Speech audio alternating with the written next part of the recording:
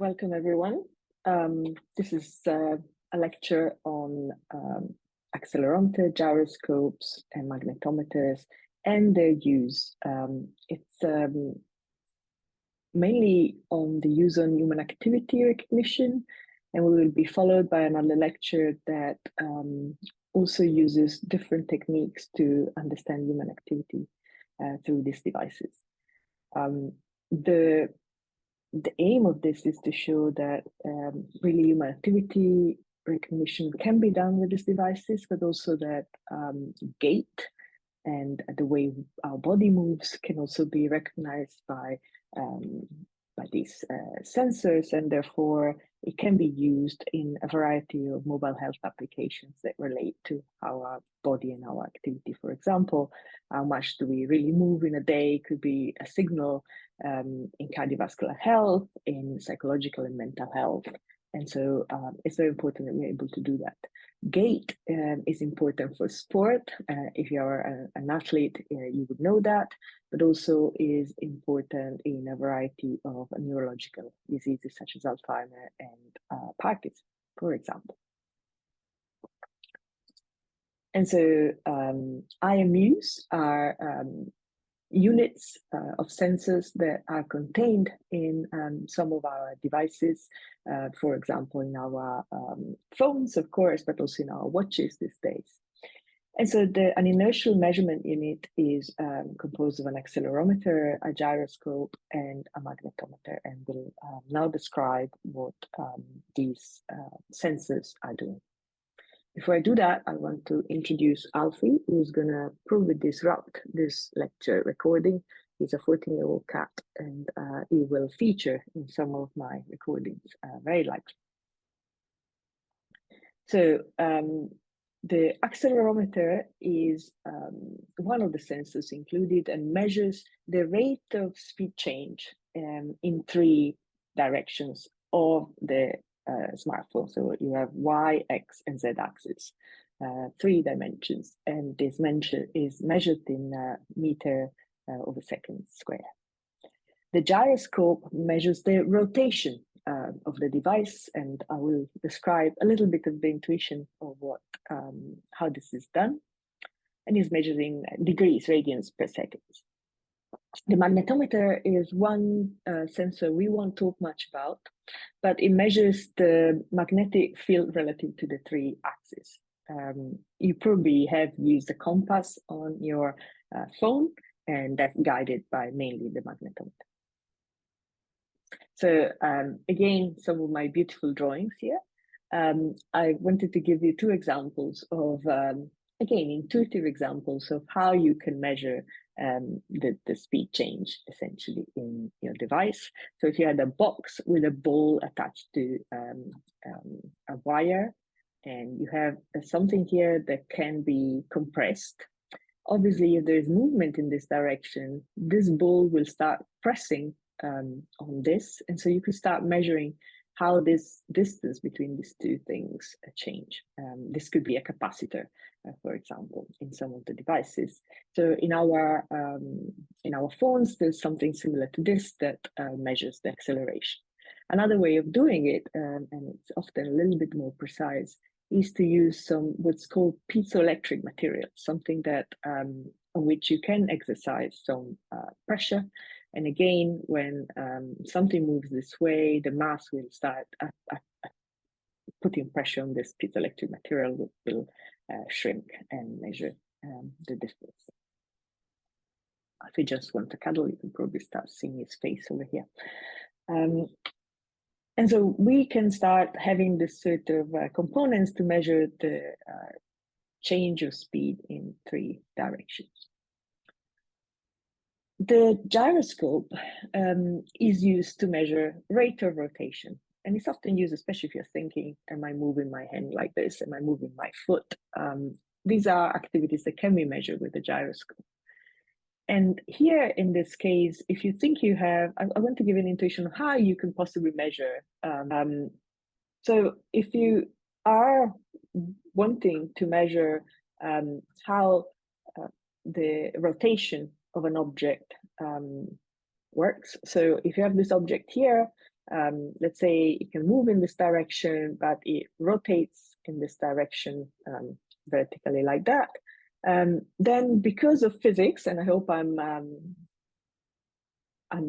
trying to get you to remember your physics from your A levels or GCSEs, there is a force that is exercised in the direction, the Z axis in this case, that is a sort of acceleration when an object rotates on the Y axis.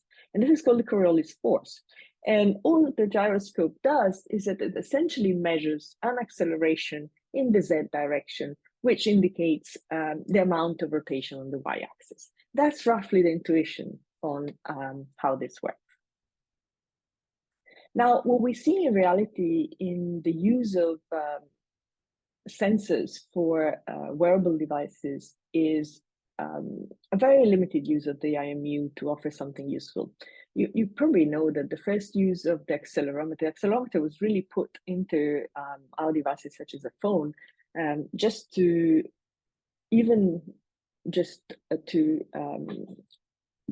consider the movement of a ball into a game. So you had this game where if you're tilting your phone, you're trying to put the ball like a flipper into a virtual hole that was created, a virtual place where the ball needed to go. And that was the main use of the accelerometer on the phone. Now, obviously, this has changed, and we have devices such as watches that offer much more various use of this. Now, one example of this is a step count, and steps can be reasonably easily recognized by our devices with a mechanism that transforms that information on the acceleration into something that looks like a step, and that's how we count. However, we have seen no really good automatic activity recognition yet on these devices, although some are starting to pick up that, for example, you're on a bike and you're doing other activities. So this lecture is really about how this can be implemented. So, and there's a reference at the bottom. This is an example of how the three sensors can be used to distinguish these 5 activities. Obviously, if you're sitting, perhaps your activities on all the devices, the input on all the devices will be quite flat. And if you see normal walking as a completely different diagram, the stairs also have a different diagram, and slow walking and running. Obviously, these can be confused in some of the dimension of the axis of one of the 3, but perhaps using all of the 3 sensors and all of the 3 axes in the sensors helps trying to understand if this is possible. Now, considerations on this is the position of the devices might change the signal. So depending from where you're collecting your signal, you might have a difference in how your signal is inputted, and therefore that graph might look different. Different sensors sense different patterns. You've seen it already in the example before. And it does change from person to person. I have an example of that a bit later in the lecture. And then what about sampling? We talked about sampling in the previous lecture, the fact that obviously this is a signal again, it's not continuous, you're sensing it from a device, and therefore you will have those discrete crosses that we showed in the graph in the last lecture. And so how often do I need to sample to have a good representation of the activity? And we talked about aliasing, and these things are coming into considerations here. So generally, for this kind of sensors, the sensing has been established as being good between 20 and 30 Hz, but it might depend really, again, what activity, what kind of target application you might have. And there's a study I'm going to talk about that shows that perhaps for activity recognition, specifically for activity recognition, there might be a good way to decrease that sampling rate. So a study has been done to show that 10 Hz might be enough to distinguish activity from a smartphone, and 20 hertz for mode of transfer. And yeah, I guess I will give you some examples of that. Why is it important to reduce sampling rate? Well, I think we said it last week, but it's mainly to decrease your battery consumption. Obviously, these devices are often battery powered, and therefore you don't want to sense too often.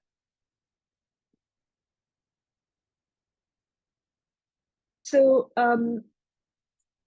pre-processing, we talked about pre-processing in lecture 2, and we talked about filtering mainly, and I'll give you an example of that, but there are a few other things you might want to do in activity recognition before trying to pre-process. So some of the things you don't have to do all of these steps, but you can, for example, decide that this is, let's say this is just an accelerometer 3-axis sample, and these in gray are the labels that were assigned by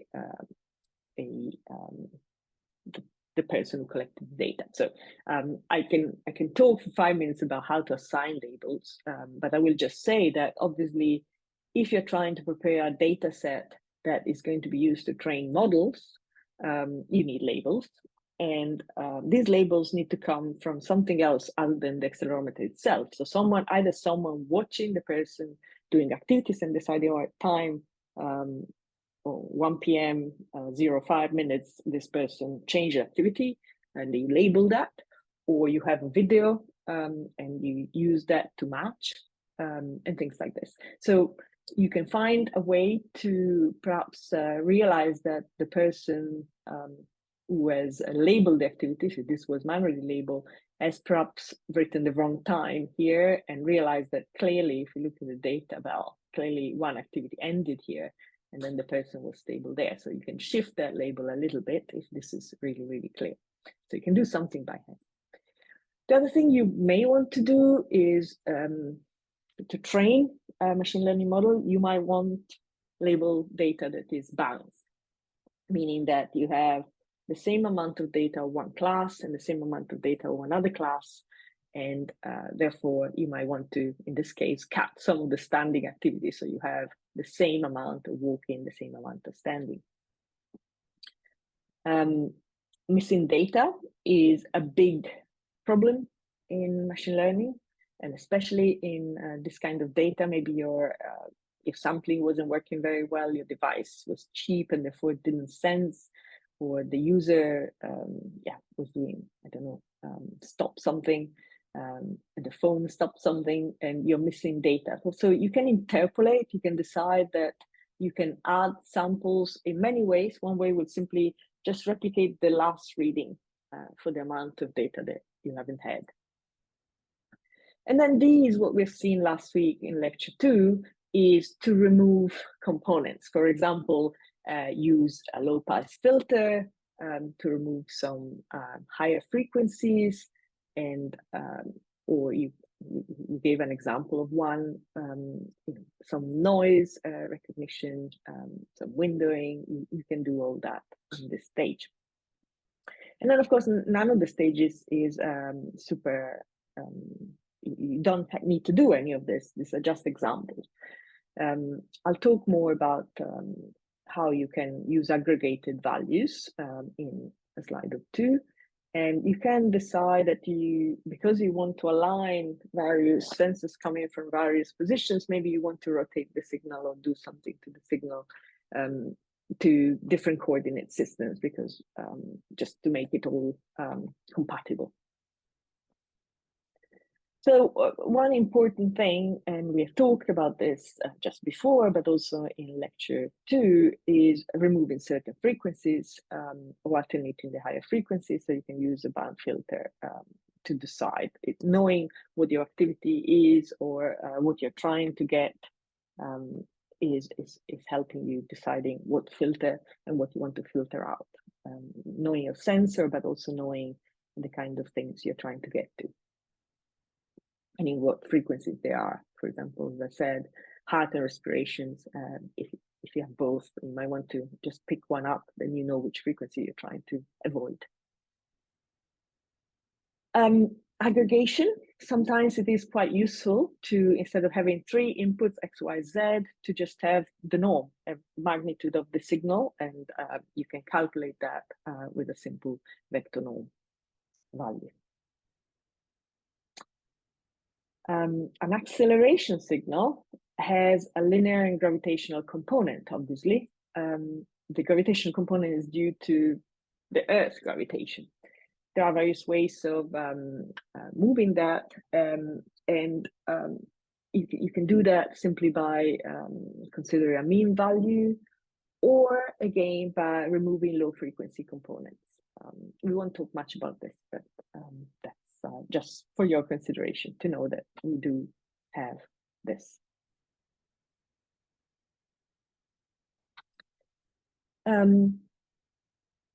To find patterns of interest, you may want to localize these patterns by framing the signal.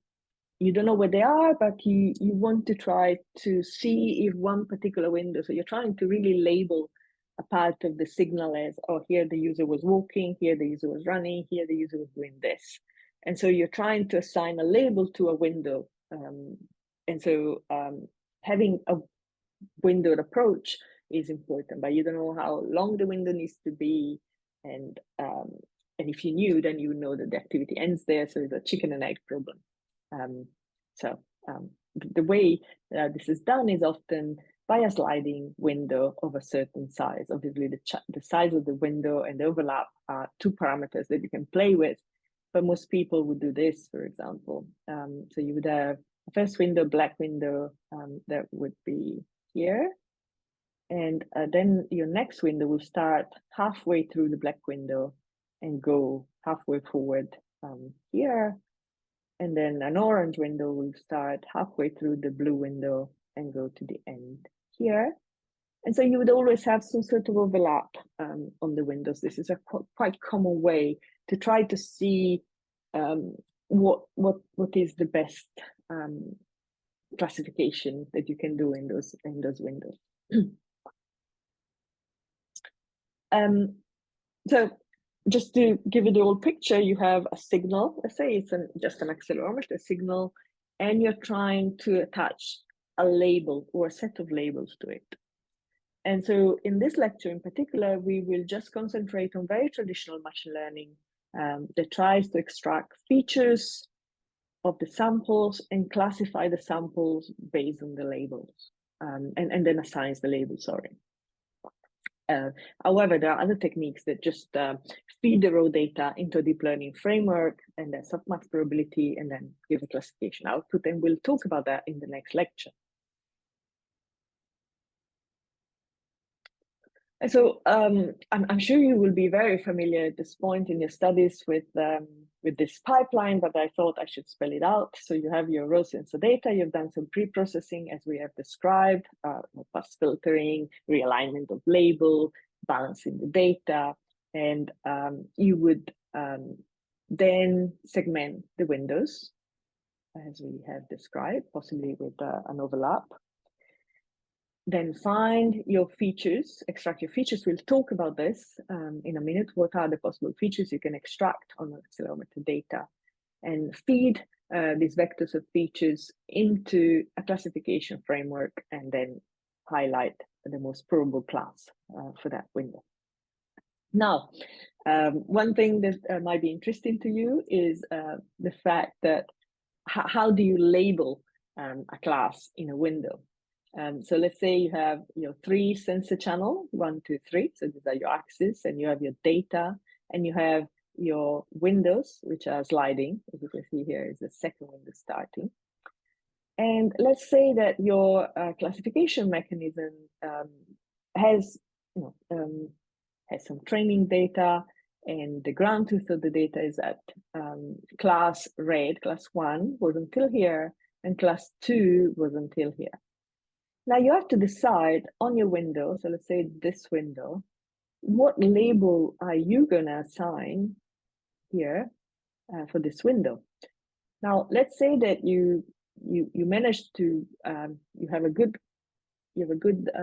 output here that will tell you that in all this little bit you are classifying as window 1, but in the last bit you will classify as window as class 2. So if you do have a good classifier, you would recognize that the most frequent window class is the red class, so you decide to give class 1. However, in the second one, the class label would be class 2. Obviously, you're assigning the class window, the class 2 here to this, even if in your sample you will have some samples of class 1. So this really impacts your future classification task, because if your samples are, this window is classified class 2, and you try to do the training with your data, you will have some spurious data here, which is of class 1. Obviously, minimizing this by choosing a window size that minimizes this thing is actually quite important. But if you choose another way of labeling the windows by using the ground truth of the last label, this will be classified class 2, and this is also class 2. And again, this is probably not good for this kind of thing, because you will have all these samples at class 1 and one sample at class 2. So your classifier probably will likely get it wrong at that stage. So it's a very important problem. How do you assign classes to label, classes to windows?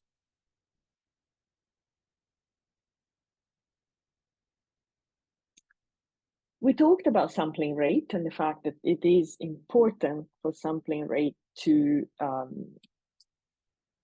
be right, because you don't want to overuse memory.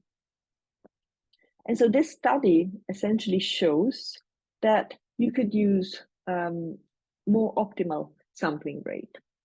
And so here in this table, let's look at this table first. And this is, if you want to read more, obviously there is a reference at the bottom, but essentially they use different data sets for activity recognition that have a variety of number of classes in their ground truth.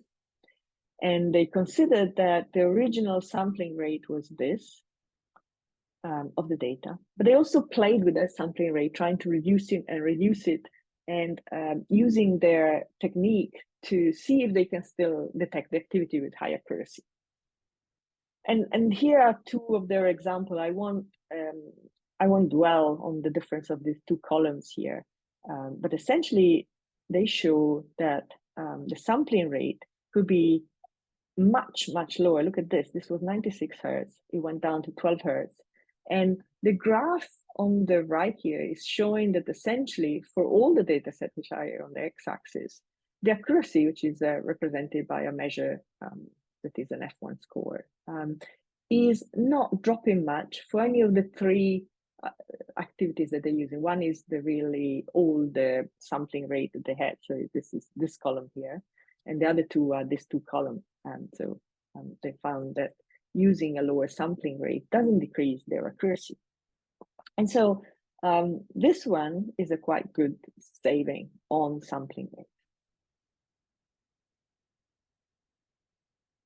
So which kind of class prediction problems would be interesting to tackle? For example, you could look at predicting activity given a window of movement data, predicting activity given multiple window of movement data, predicting activity given a sequence, given multiple windows of movement data, predict activity given a sequence of movement data for a predetermined activity, predict activity cessation, that's very important, or transitions in a window, stationarity and non-stationarity of activity given a window of movement data. These are the kind of things. For the moment, we've only just described, can I find what activity there is in a window?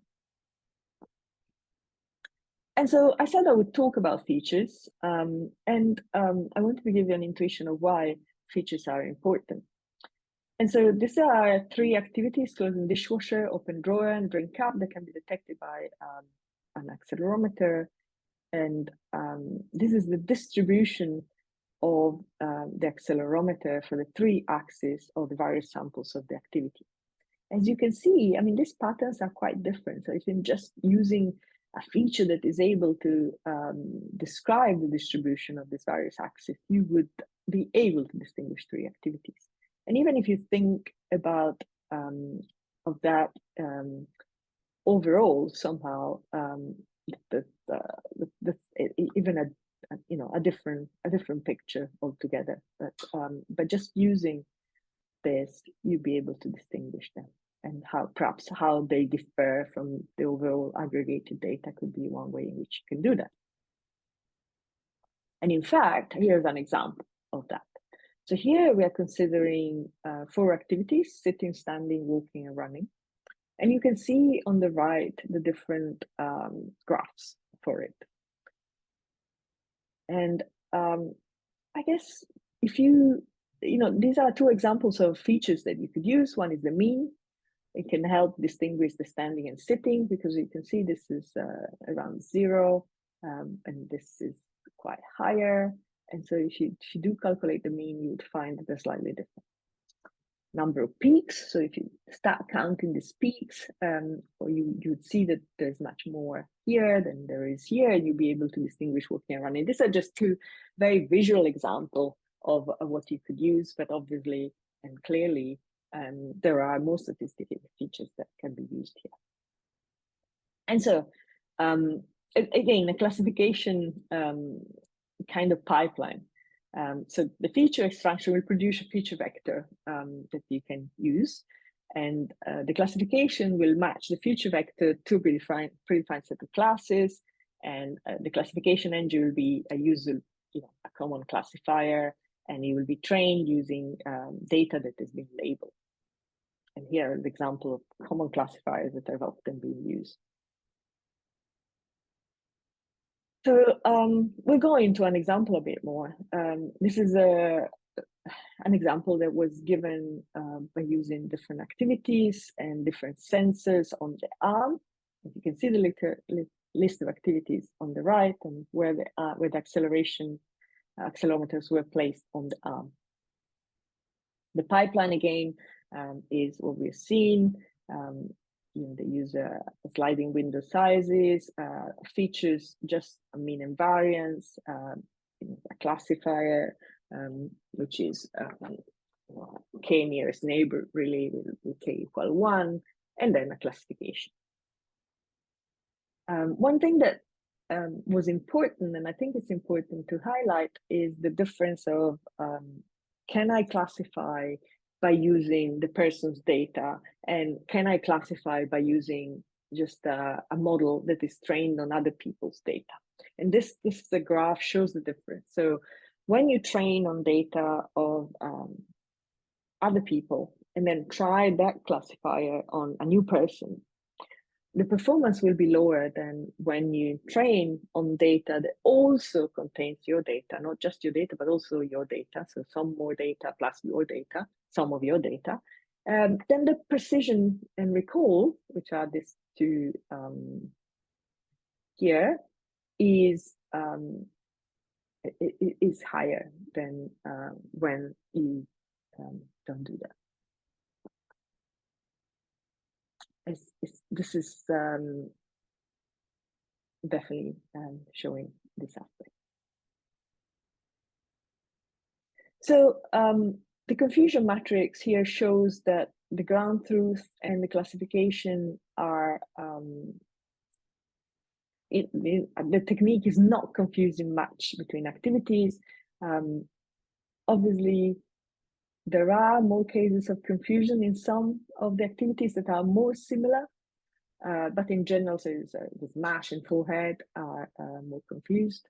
And here, the water plant is confused with all the other classes, but that doesn't, it's not looking too bad. So they are able to, these are quite similar activities, quite a set of activities, and they're doing quite well in recognizing these activities. One other aspect that I would like to describe is gait analysis. As I said, until now, we have described activity, and we'll go back to activity in the next lecture, but there are other applications for this sort of sensors in health, in addition to just activity recognition, and they relate to gait. In addition to sport health, there are clinical diseases, especially neurological diseases such as Parkinson's, Alzheimer's, multiple sclerosis, and osteoarthritis. And so here is a study that used 150 recordings over 120 patients, and they have a training set and a validation set used on different, so they use a different sensor, different shoe. At the bottom here, you have one shoe which has a sensor on the side, and one shoe has a sensor on the top. The exercise that they made the person do was to walk with a break and turning point, walk without stops at turning point, 2 walks back and forward along a straight path. And this is to understand the gait. And then some other activities that you can do with your legs, tapping on the ground, on the heel, and then use heel and toe, circular movement of the foot. These are kind of the confusing activities, and they want to try to see if we can recognize these two. And so they have used the norm that you have seen on the accelerometer, and they would use it to detect if the window is detecting movement. And so like they use it for a threshold. They have a low pass filter to cut out some high frequencies, and they use FFT to detect important frequencies. Most importantly, they do autocorrelation analysis to understand the peaks, and I have next slide explaining the intuition of autocorrelation.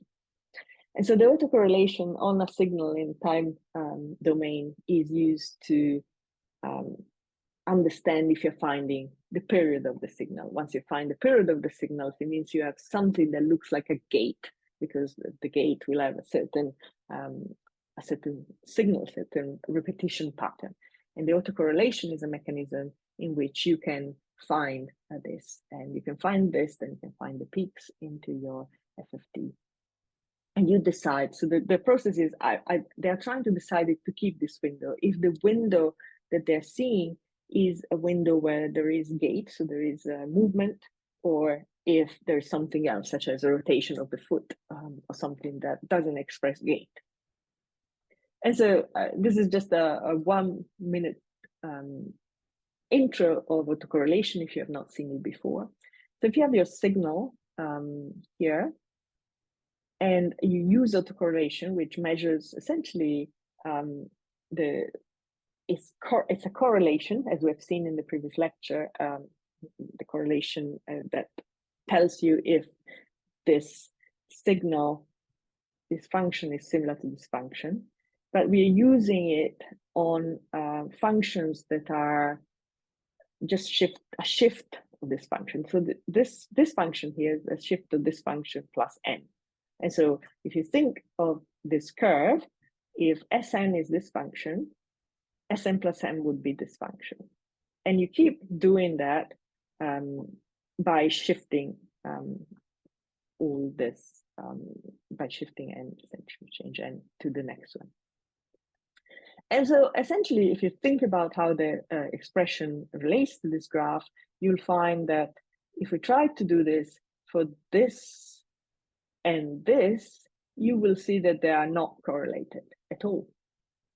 While instead, if you do that for the black curve and the red curve, you will see that they're correlated. So at some point, you will find a curve by shifting this continuously, you will find this curve. And when you find that curve, it means you find the period of your signal. And by finding the period of your signal, you would have found that your window has a gate signal, and therefore you will keep that window. So that's the intuition, and here is how this is done on the data, so how they've done it. Here on the top, you have the gyroscope data, and this is the ground truth label. So this is when the patient is walking, nothing, heel, toe, tapping, heel, and circling the foot. And so what does their approach do is that they do keep these sequences of walking, which is correct, but they do discard all of the circling and heel and toes, and they keep this one as well. And so they seem to be able to recognize reasonably well when a sequence had gait and when it didn't. In the bottom part of the figure, you would see that some specificity and sensitivity is introduced to you. Let's discard these other indexes here, but the accelerometer, aggregated accelerometer, gyroscope, and gyroscope aggregated. The performance are quite good, as you see here, when you use the data from the same data set. But if you try to apply the data to a different data set, the second data set, the validation set data set, you will see that for the accelerometer, the data works badly, even for the normalized accelerometer. But for the gyroscope, it works much better. So the gyroscope is still able to distinguish this in the data, which is quite good.